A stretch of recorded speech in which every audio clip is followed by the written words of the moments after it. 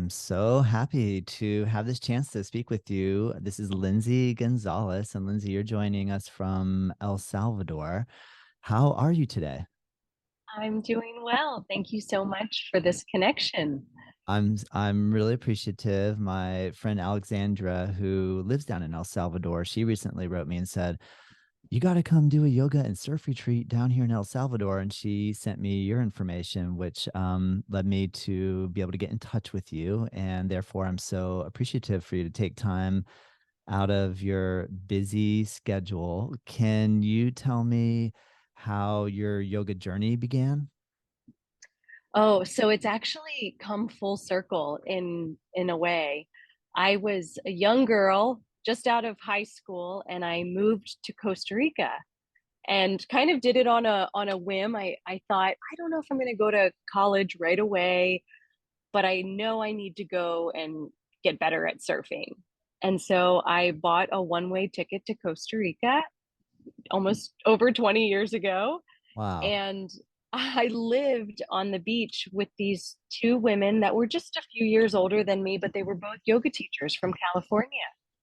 And they were there doing the traveler thing. And they had a little tiny yoga room set up. And we would invite all the local surfers over and they would teach yoga.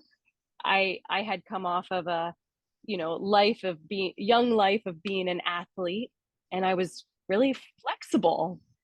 And so they said, Lindsay, you have to be a yoga teacher. You're good at this. And that was the first nudge.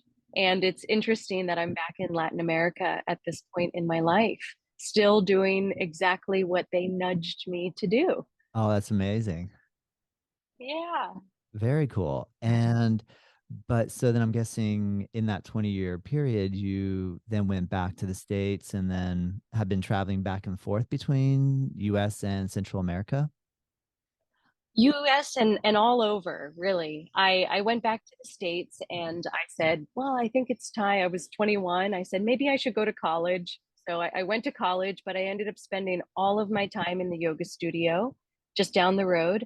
And, being from the East Coast, you may have heard of Charm City Yoga. It was in Baltimore for a long time and they recently were bought by Yoga Works. But I trained at Charm City 20 years ago with Kim Manfredi and give her so much love and respect over the last 20 years. She's really been a guide in my life.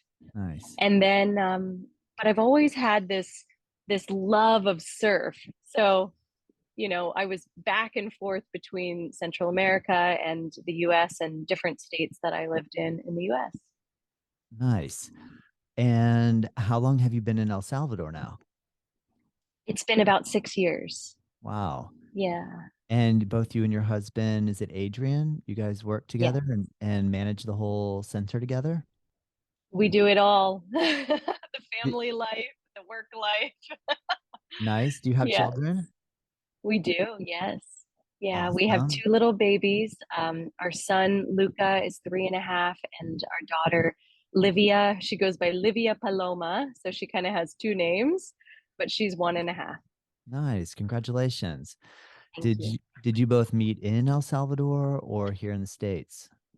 So funny enough, we met in Colorado and he walked into my yoga class in the middle of winter. And I had just gotten back from leading a retreat in Panama.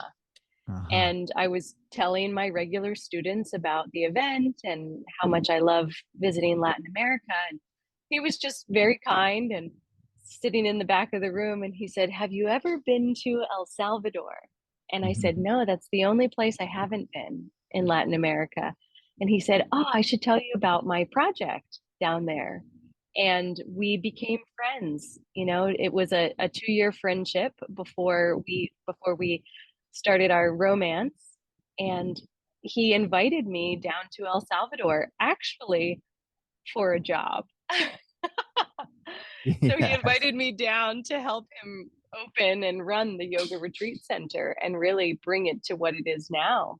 And very quickly we found that we would be great partners in life. That's amazing. Very cool story. Did so what is it like running a yoga retreat center in El Salvador? Oh gosh, it's a lot of work.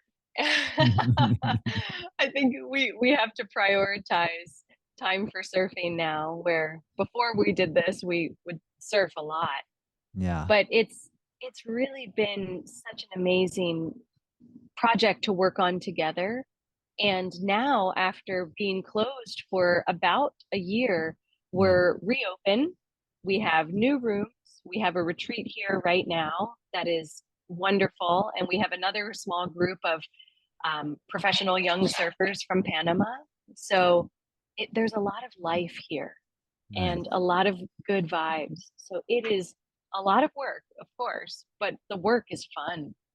I And I bet. got to go surfing with the customers today. So that was great. That is amazing. That sounds like the dream job for sure. Just so everyone listening can find you on your personal website, which is lindsaygonzalezyoga.com. And then also you have a website, elsalvadoryoga.com, if people are interested in looking at balance, surf, and yoga. And also, I just want to make mention that you're on Instagram as well at Lindsay Gonzalez Yoga and Balance Surf Yoga, which I'll have all those links down below so people can check out like photos and get a visual on what it is you all are doing. Your center looks really beautiful. Like it looks like it has an amazing pool and rooms. I saw from looking at your Instagram today that you have a new cafe opening that is inspired in Balinese style architecture or at least decor. Yes. Can you tell me a little bit about that? Yes. So, separately of each other, my husband and I both spent quite a few years going back and forth to Bali for different reasons. I was there to teach yoga teacher trainings, and he was there to go surfing. And years and years ago, he had a small jewelry business with his mother, and they sourced a lot of their jewelry from Bali. So he was spending time, and then finally we got to go to Bali together. And when we were there together on our last trip right before the pandemic, we we said, this is it. We have to take as many pictures as we can. We have to remember this feeling and bring it to Latin America and then create it in a Latin American way. But That's I cool. think the Balinese style is beautiful with hardwoods and natural fibers and lots of very intelligent details that make the stay feel luxurious and rustic at the same time. Mm, nice. That sounds amazing. Did you find architect and or builder in El Salvador to build for you, or is that something that you both were hands-on in? Very hands-on. We worked with a local architect, and we had fun meetings where we would come to her with all of these ideas, and then she would put it onto paper. And a lot of times she would say the builders have never done anything like this before, so we're going to be able to teach them a new skill. And that was an exciting project. Even in regards to like the thatch roof in one of our buildings, the thatch is done in a Balinese style versus a Latin American style, so very different, very challenging, but it works and it's beautiful. We're Nice. so proud. That's really cool. That sounds amazing. Is it officially open now, or are you just a few days away? Well, everything is officially open except for the cafe. The Right. cafe will open on November 12th, which Oh, is cool. just a few days away. Congratulations. That's amazing. I'm Mhm. curious, since you are deep in the yoga world and also in the surf culture, can you tell me what it's like to blend these two art forms together? Do you see a lot of similarity between these two practices? Oh, yes. I really feel like yoga and surfing go together perfectly because they kind of balance the opposites, Mm. and no pun intended. I always find myself giggling when I say balance, balance, balance over and over again, but it is the balance of the opposites. It's the hands together, it's the samasti tahi, it's all of that. So in surfing, you usually are looking up and arching your spine and spotting your direction so that you can catch the wave. But in yoga, we do a lot of internal work. And so curling into the body, rounding the spine, rounding into the neck, and then finding more expansion. So they go together perfectly. I That's great. have to, I was about to say, like, I have to go surfing on a daily basis, and I have to do my yoga practice to heal my body from all of the hard work of surfing. That's cool. I hear you. That makes perfect sense. I feel the same way. Where our studio is steps away from the ocean, and there's nothing like if having a really big day to be able to get into the salt water. And even if it's just for a swim, we definitely do not have waves like you do in El Salvador. I'm curious, what is the surf season like there in terms of like if a beginner comes and has never really been in the ocean and is really new to the ocean environment, is there a time of year where it's a little bit more conducive to that? Yes, I'm glad you asked because November 1st is the day that it turns into summer here. Mm, It's the end of the rainy season. The month of November is one of the most beautiful times to be here. The waves are a little bit smaller and the rainy season is over, so the water feels a lot cleaner, very fresh, but there's greenery all around. So sitting out in the ocean is just magnificent to look back at the green hillsides. nice. But no, November through April, to answer your question, is Mm. really the best time for beginners or travelers that are like surfing, but they don't surf all of the time, but they want the combination of surf and yoga. That's the best time of year to come. Because the other time of the year is when it gets quite big. I'm gathering from hearing my friends that travel down there to go surf. They were there recently, or when they were there last, they said it was really big and almost Yeah. too big, like a lot of work just to get Yeah. out there. And I'm curious, do you surf big waves? Are you out there when it's at its peak? I do not huge waves, but we are the land. El Salvador is the land of right hand point breaks, and opposite from beach breaks just kind of come at you, and they're harder to get out. But the beauty of a point break is it's a rocky point, and you can paddle into a channel and then take the channel out to the wave without a lot of fuss, catch the wave, ride it down the line, and then get right back to the channel. So Yes. I think that's why El Salvador is so accessible for people that are even at just an intermediate level, Mm. is that it helps them advance their surfing. When you're taking newbies out, are there some soft sandy beach break places that you go to take them out in? Yes, yes. And so our little town is in a cove called El Tunco, Mhm. and El Tunco is predominantly a river rock break. But during the months of November through April, all of the river rock is covered up with sand.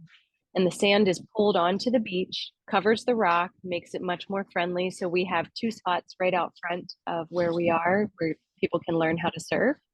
And then the next cove, just a 5 minute drive down the road, is an all sand beach. So it's Perfect. possible. Yeah. Yeah. Cool. And where your yoga shala is and or yoga studio and accommodation, is it right on the ocean or are you up on a hill somewhere? Yeah. No, we're pretty close to the ocean. We're about a 3 minute walk, but Wow. we're right in front of the river mouth of a point break called La Bocana. And La Bocana is incredible. It's actually one of the only lefts, but it also works as a right. And it's the wave that was the Olympic qualifier in Oh, wow. 2020 or 2021, the Nice. Olympic 2021 qualifier. So that is steps away from our front door. Very cool. Can you give me some inkling or insight into, say, I mentioned to somebody, I'm getting ready to go to El Salvador, and their reaction here, maybe they haven't traveled much and they're in the States, and they go, "Ooh, isn't that dangerous down there? Be careful." Yeah. Does that hold any truth for you, or is that more just maybe folks that don't travel a lot that get nervous about thinking about being outside of the States, more of a myth? That comment alone is probably what kept me from coming here for a long time, is just a warning. And I didn't really know what it meant. And so I said, okay, well, maybe I should actually go check this place out because Adrian says it's wonderful. So let's see what it's all about. Yeah. It's where we live, so some that is a safety concern, but where we live, it's 45 minutes from the San Salvador airport. The San Salvador airport is actually on the coastline. It's not in the city of San Salvador. And I do tell people that when traveling anywhere in the world, travel with caution. You don't want to be out in the city late at night in a neighborhood that you're unaware of. And so when you fly into San Salvador, you would fly into the airport and drive along the coast for 45 minutes, and you get directly to our door. Our business is inside of a guarded and gated town called El Tunco. And so, what I appreciate so much about this town, especially raising my babies here, is that there is a police station within the community. And in El Salvador, the police are really the good guys. So you know that, or I know that I can go to them if something is feels uncomfortable and they can assist. Yeah. Cool. I appreciate. Yeah. Yeah. I'm curious also is do you travel around El Salvador much or do you pretty much stay? I mean, you guys are so busy and you have your business and um have you had a chance to travel around El Salvador? Yeah, we have. We've had so many amazing trips. We usually go twice a year on big excursions to different parts of the country to check out the lake or the volcanoes or the waterfalls or some other surf breaks. And I've never had a bad experience in El Salvador. That's I cool. feel really comfortable with the people here. And, one of the amazing things is that the infrastructure is so lovely. The roads are great. So driving around, you're not driving on potholes. And the people are lovely and kind and welcoming. That sounds amazing. I'm curious, Lindsay, what is your background in different yoga styles and traditions? Do you have a specific style that you gravitate toward during your daily practice, or are you well versed in multiple different approaches? Oh, great. Yeah, I feel like I'm pretty well versed. I started as a young athlete with Ashtanga being my main focus, and learning all of the history and the philosophy around Ashtanga gave me a very good foundation as to what yoga is. My teacher Kim Manfredi, she trained directly with Patabi Joyce, and so I feel very held on the shoulders of the teachers before me. When I moved to Colorado, so I lived in Colorado for a long time.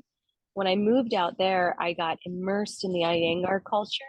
I just felt the intelligence behind the Iyengar teachings, and I found Anusara and started practicing Anusara. So my style has evolved a lot throughout the years, from a strict Ashtanga practice to a very fluid and athletic vinyasa style practice. And now I call myself an align and flow teacher. So alignment based with intelligent movements. And I've spent a lot of time studying in the Pilates world. I'm not a Pilates teacher, but I do really value the pelvic floor work and the core work that comes with that. And I try to incorporate it into my classes. Very cool. It seems like a logical progression if we're starting off in Ashtanga to at some point really appreciate some nice, gentle, restorative, alignment based yoga as well. Do you agree? I totally agree. Yeah, especially with age. Yes. How do you feel like the process of practicing yoga and getting out in the surf regularly kind of keeps you in that level of fitness, or have you had any challenges over the years in terms of any injuries and or rehab, needing to rehab anything? Luckily, I have not had a lot of injuries in either surfing or yoga, but but yoga has evolved for me. There have been times in my life where I've needed gentle restorative years. And there's also been times in my life where I need fast, athletic, long periods of time. So luckily, the yoga mat is always there, and it's there even if you just have to want to sit and cry for a minute. It's a good spot to hang out. Yes. Good Yeah. point. Good point. I noticed as well, one thing that got me really excited to have a chance to speak with you is my wife gave birth to our children at home in the water with a midwife. And I noticed that you're a birth doula. Can Yeah. you talk a little bit about how you got interested in becoming a birth doula, and how you're servicing in that field now? Thank you. Yes. So this actually starts as a surfing story. My husband and I were on the surf trip of a lifetime in the Mentawai Islands of Sumatra, Indonesia. And we we were talking about how much we loved each other and that we wanted to have a baby in the next couple of years, and we came home from that trip to find out that we were pregnant. And so it's a fun surf story. Don't take your Yeah. girlfriend on a surf trip. Yeah. But we were so excited to find out that we were pregnant, and I didn't know a lot about pregnancy or birth or any of that. I just wasn't immersed in that world. And my friends are all having babies later in life. So I said, okay, I think I need a midwife, and I think I need to learn how to do this. Like I want to dive in. And he was in full he agreed fully that he would support me in this process. Mm. So I started to learn about hypnobirthing, and I started to learn about doula work. And I said, well, I'm going to hire a midwife and a doula. And I'll never forget my first meeting with my midwife. She just calmed my nerves. She made me feel so comfortable and welcome and special. And so that work, it also made me feel similar to how I feel about the yoga world. Everyone is so accepting and loving and kind. And I hired the same doula for both of my babies. And she said to me, you should become a doula. Similar to my yoga story with the girls in Costa Rica, they just said, do this. Yeah. And I heard the calling loud and clear. So That's amazing. yeah. That's cool. Did you have both your children at home as well, or did you go to the hospital, or what was your Yeah, situation? my son, we were here in El Salvador through both of our pregnancies, but we went back to the US to have our children. My son was born at a birthing center naturally in the birth tub, and it was a really spiritual hypnobirth experience. It was a really wonderful, gentle birth. I I just couldn't even believe it. And I'll tell you a small snippet of the story. As he was being born, as he was descending in my pelvis, I got into hypnosis so deeply that I didn't really feel pain or discomfort. But in my mind, I went to the visual of red, orange, yellow, red, orange, yellow. And that is the kaleidoscope of the lower three chakra colors. And I saw this kaleidoscope of color, and it was really fascinating. So rather than thinking about what was happening in my body, I leaned into the visualization, and then he was born. And the Wow. midwife had to rush to flag my husband and say, hey, the baby's coming out, get back in here. Wow.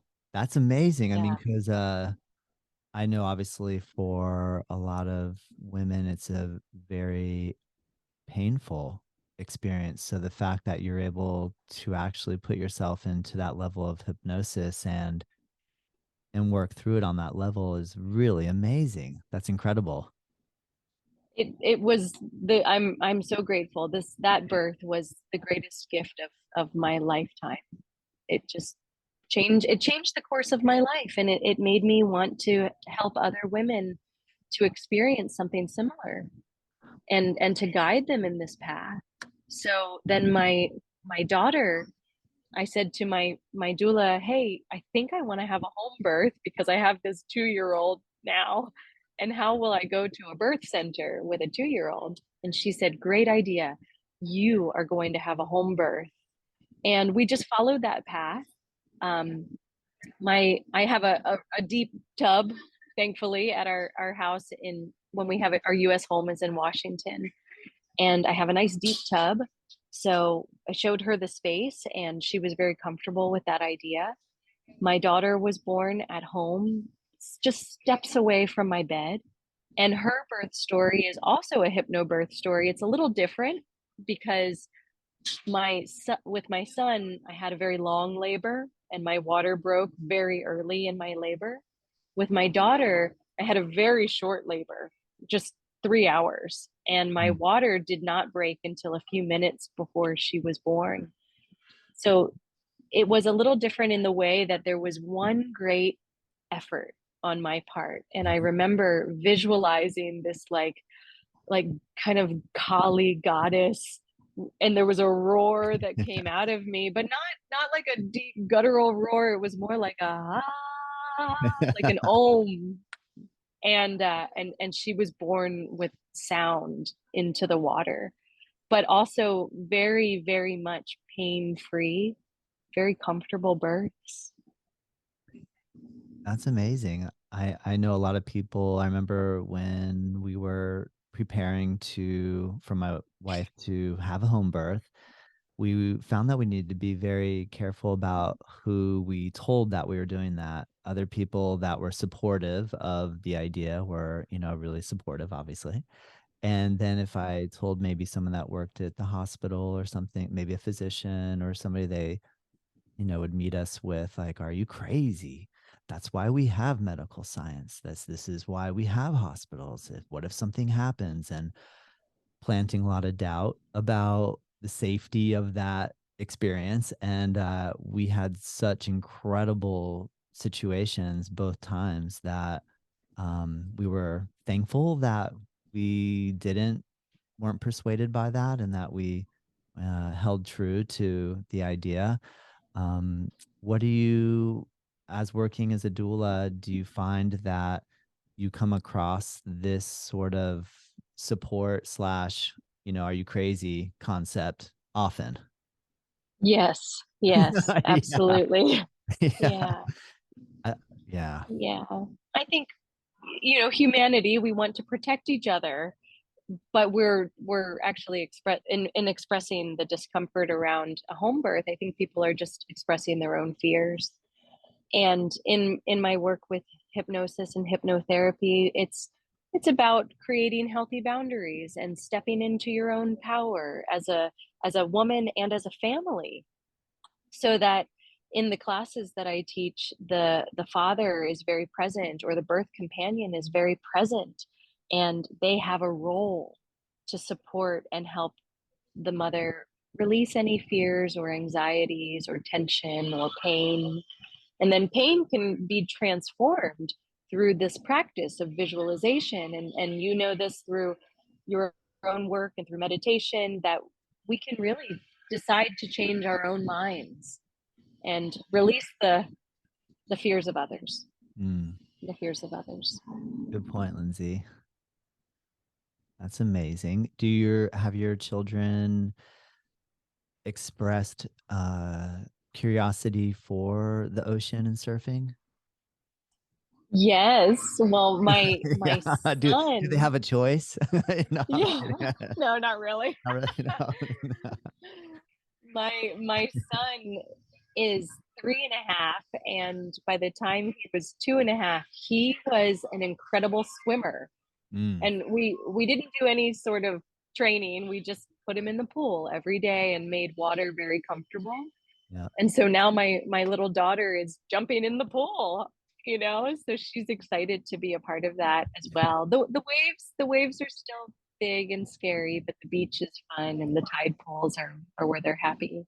that's cool. But my son is very cute. He likes to show people his surfer stance, and he likes to stand on the boards and wax the boards. So we'll take it slow, but they have to be strong swimmers first. I hear you. Yeah, when you're in a more serious environment like that, it's a little different than just playing in a little kind of tide pool by the ocean. Exactly. Yeah.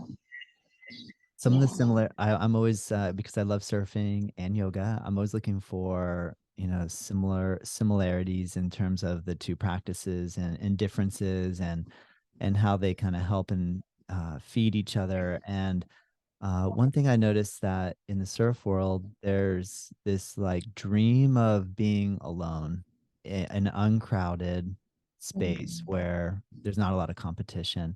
And then when I observe, like we have a pier here, Juno Pier, and when the waves are good, there's so many people in the water and it's really competitive. And you kind of see people getting really aggressive and angry and there's just like so much emotion and testosterone sometimes. Uh and I'm curious, and in the yoga world, I don't feel like when we go into a crowded yoga room, it's exactly the same type of competition because it's different. Like with waves, there's only like two, three, four waves coming in a set, and there's 100 people all trying to get those four waves. So you have like so many people competing for a small resource, and sometimes that doesn't bring out the best in humanity. But I notice like in a larger yoga setting, because we're all on our mats, it's not really competitive because we're not like gonna get a like a yoga wave in the room or something. Like, Yeah. but sometimes there is competition, I think, in terms of trying to impress others and like show off. And there is a little bit of that, or I've felt that myself. So I'm aware that, I have to, you know, taper that. And I also feel like in yoga, I do dream of a silent retreat and like being, off alone for just a few days to really have quiet space and enjoy meditation and practice. Do you have any thoughts around those thoughts? Yes. I was in the water today, and I was at a break called Sunzal, which is one of those beautiful right hand point breaks. And there's never any competition out there, never. Um, I Today there was, and it felt different. And I had to come back to my yoga space and come back to the hotel and say, "Wow, I'm really surprised that that happened today." But it's also, I think, going back to the other story about other people, that's them and not me. And so we get to choose how we respond in those types of interactions. And the surfing world can be quite aggressive at times. But I was out there with a couple girlfriends, and we just said, you know what, let's just go in. We'll go surfing later when that energy isn't there. Mm. And so I think that's the vibe here in El Salvador, is the vibe of buena onda, which means like good vibes or cool, like chill, tranquilo, like understanding that the waves will still come and we don't have to fight for them. So it depends on what kind of surfer you are. Yeah. I do like to travel to the places with the uncrowded waves, though. I Yes. definitely do. Yeah. Agreed. There's a good wave about 20 minutes up the coast from us that my husband and I went and had a great date at the other day. And so we needed that. We needed to get away from the local waves so that we could go to something that not everyone knows about. And there are still secrets around the world. Good point. Good point. Yeah. Do you have like, if you had to pick like your top two or three yoga poses post a surf session, what would be your go-to poses? Like a rabbit position, the rabbit pose from the Bikram series. I'm not a big fan of the Bikram series for my personal life, but that pose is gold after surfing and starting to breathe into the intercostal muscles of the ribs, Good answer. getting that all moving again. Yeah. And maybe like another, it's cat cow, but with rotating the ribs and hips. So Mm, I call it cleaning out the inside of an almond butter jar with your rib cage. nice. That feels good after surfing. Lots of mobility and flexion, extension, and side bending. Very cool. Yeah. Can you explain what the teaching situations are like where you're at in terms of, feel like I read that you're in charge of the trainings, and or do you offer teacher trainings there in El Salvador? We did. We offered a teacher training here in 2018, and we have not offered one again here yet, but we will in the future. But right now, we are the only yoga studio in the town of El Tunco. So people come from all over and can drop into any of the yoga classes. Excuse me. We Nice. also have some workshops going on, and I hold space or facilitate space for transformational breath work as well. And that has been a really wonderful offering in this community. A lot of travelers find out about it, and then a lot of the local community and expats are coming to breathwork to do some big healing work. Nice. Can Yeah, you can you describe what a transformational breathwork class is like? sure. It's about 2 hours long, so it's a long evening. I hold the classes in the evenings, and we breathe in a certain pattern so that you can release the conscious mind and tap into whatever the subconscious experience needs to share with you. And it could be a subconscious experience of grief patterns in your body and in your life that you're holding on to, or traumas can definitely be supported through breath work, or past life experiences. It can be quite profound.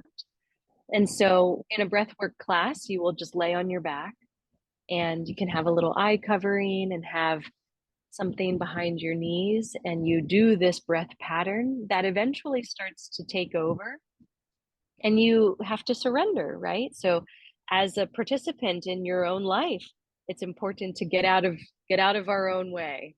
So that's the work of breath work, is to see what comes up. I sometimes tell people that this is similar to plant medicine, but without the plant medicine. Mm, You know, it's yes. just the power of your breath. You probably, maybe on purpose, choose not to explain the exact breath technique, but I'm just curious, is it one where you're exhaling really intensely, or because I've never actually taken like an official transformational breath workshop. I did one recently in a style that the facilitator called it reset breath work, Okay. and it was like three short inhales and a long exhale, and it really, like, I didn't think it was going to be, I just thought, how could this be an intense experience? And people beforehand had kind of warned, like, your hands can almost like crab claw because it draws all the prana into the center of your body, and obviously with like the change in the oxygen and carbon dioxide ratios in the body. And when I heard that, I was like, oh, okay, we're just gonna breathe. I don't see how that could happen, but it was so intense. Oh my gosh, like I did not expect. And I'm curious, is it well, when you said if this is a little bit like a plant medicine ceremony, but without the plant medicine, it sounds to me like these experiences can be extremely profound. Are you Yes, able to talk about similar. that? Yeah. Sure, of course. Yeah, it's similar. In the past, it's been called holotropic breathing. And so, different than the three short breaths, we do a big, strong, powerful inhale and a very soft, light exhale. And so, it's kind of a pattern. And I describe it like climbing a roller coaster. So, it's this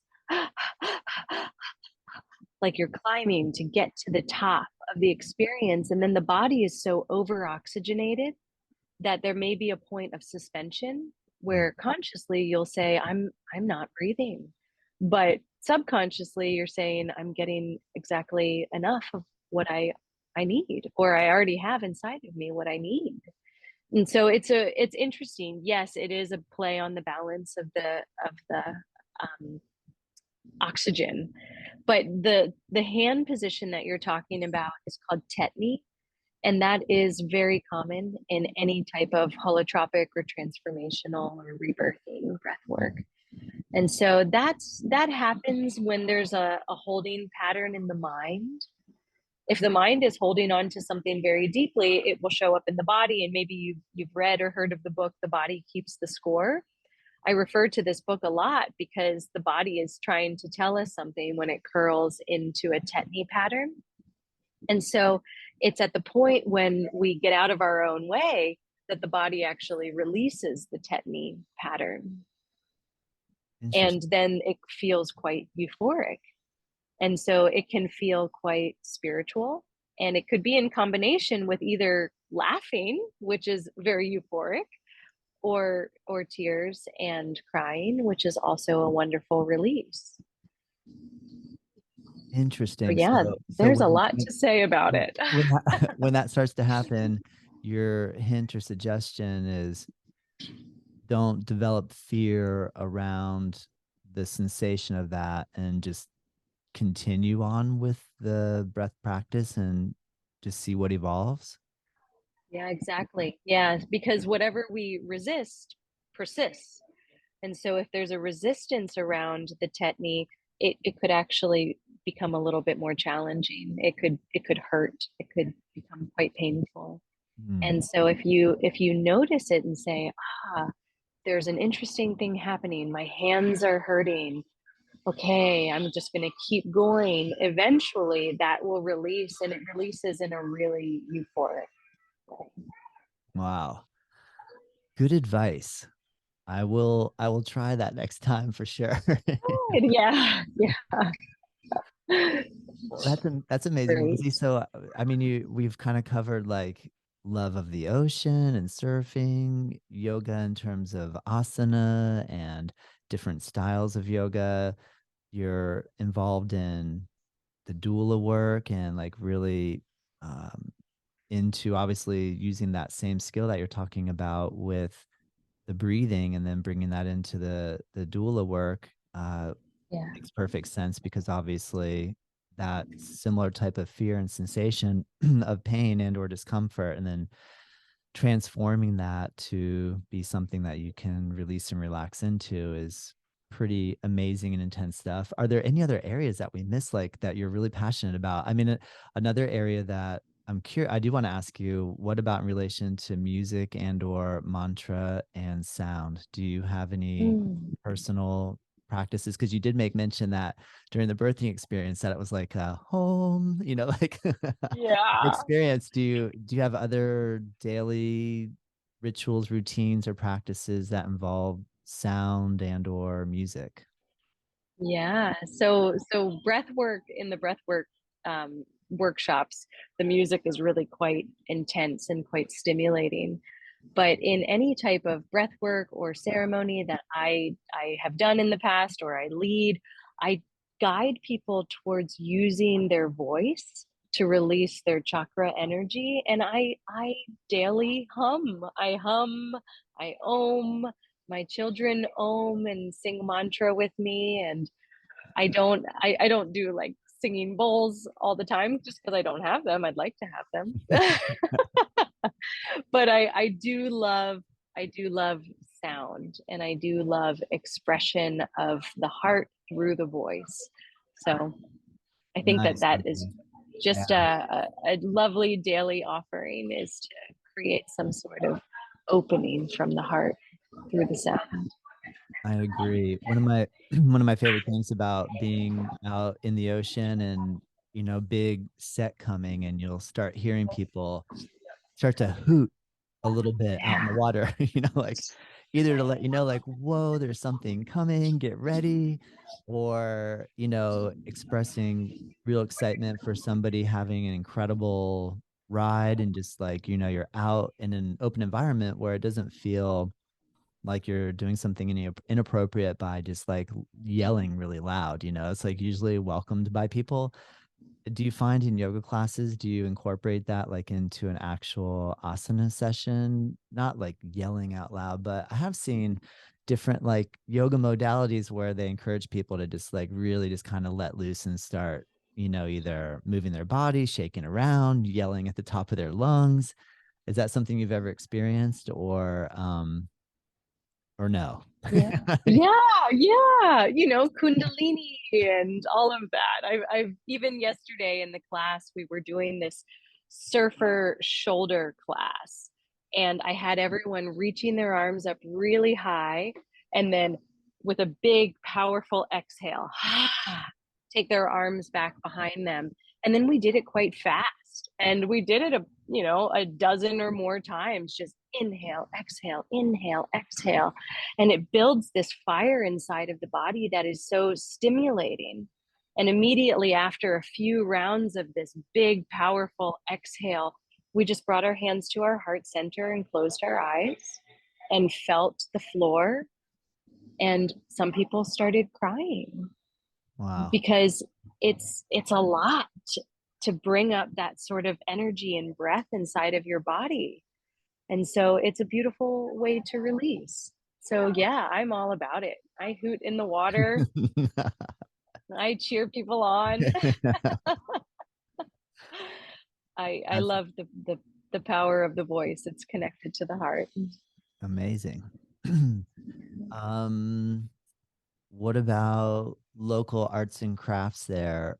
And in terms of board building and or board buying, do you come to the States, get new gear, fly home? Do you have local shapers? Like I practice body work and am a massage therapist, and I love reading Surfer's Journal magazine, and I love the part in the Yeah. Surfer's Journal where they highlight the shapers and they really go into the art of crafting a homemade board and like all of the thought and planning and years of history and them learning it from their teacher and it being passed down and the evolution of the shaping process. And sometimes when I'm doing body work, I'll just to kind of keep my imagination having fun and in the process, but think of it as like a shaping process.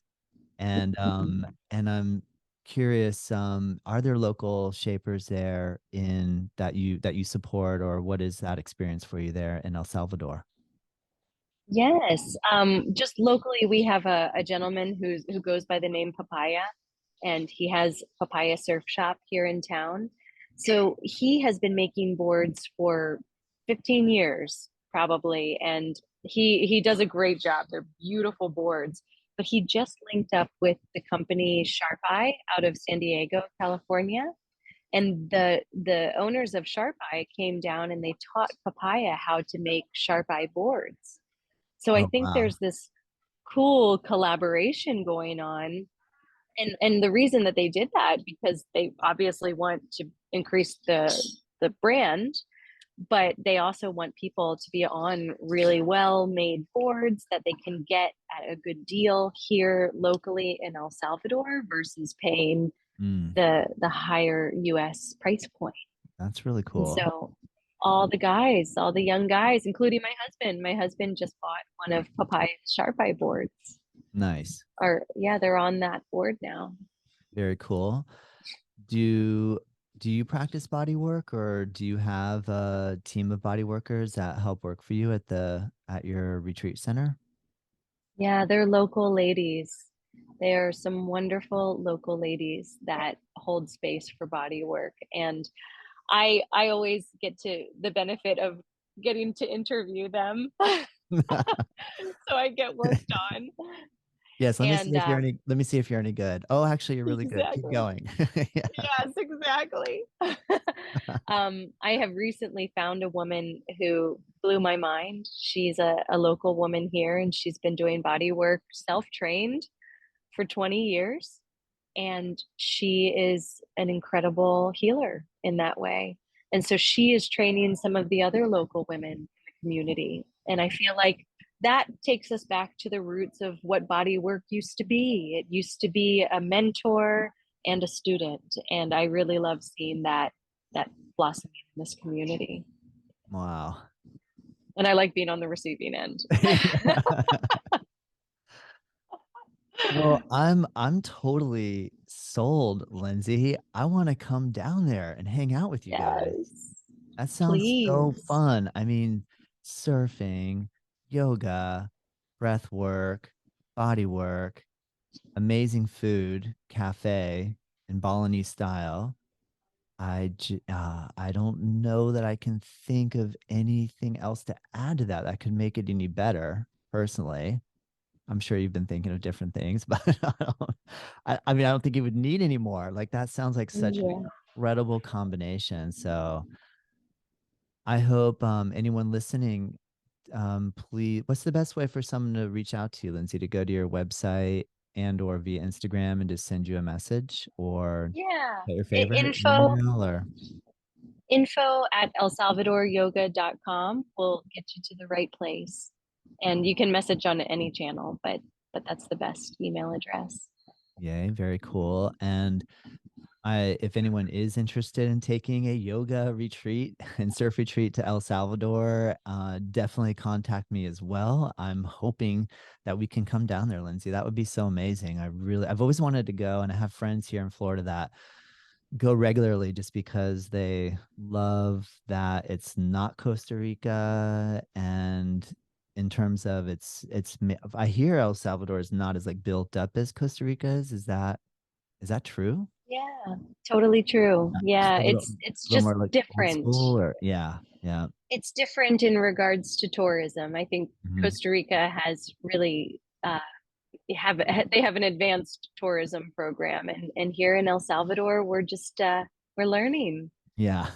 We're learning. We're always the student, and we're having a lot of fun taking people and really immersing them in the culture of what it's like here and how beautiful this country is. Wow. That's amazing, Lindsay. Well, thank you. I'm curious, do you have anything that you would like to close our conversation with, such as a prayer, a wish, a dream, Mm, an intention, a thought? You- yeah. Thank you. Let's see. Let's it will probably just be around choice. So let's go back into choice. There's I'm a big fan of a lot of different books, and there's a book that I recommend to people all the time called A Man's Search for Meaning. Have you ever read that book? I have not. A It's man. a it's a Yeah, it's a book about a gentleman's choice during the time of the Holocaust. So it's a very heavy book in that way, but the lightness that comes out of it is that you have choice in how you respond to other people's choices. And so I would like to leave everyone with that there's a gentle way to be in the world, whether you're out surfing or you're in the comparison trap or you're on social media and you're seeing, oh, they live so great.